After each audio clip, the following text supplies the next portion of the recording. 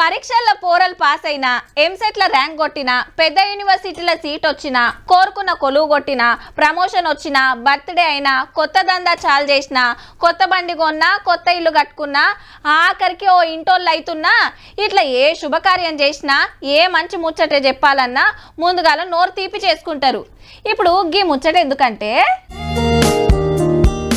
హబ్బా తియ్యటి హల్వా సెంటర్ పైసల మంత్రి నిర్మలమ్మ నిమ్మలంగా గంటతోని కప్పులల్లేస్తే మనిషోటి తీసుకుంటున్నారు.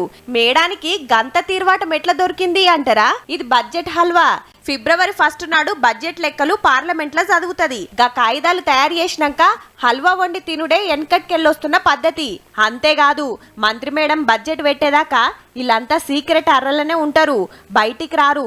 ఆఖరికి ఇంటోలతోటి సుత మాట్లాడరు, లెక్కలు లీక్ గానియరన్నట్టు.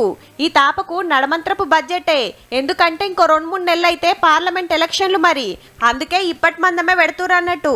దేనికెంత పైకమిస్తారో మాకు తెలియదు కానీ మీ బడ్జెట్ విన్నాక గరీబులు సుత సేమ్ గిట్లనే హల్వా పండుగ చేసుకునేటట్టు ఉండాలి మేడం.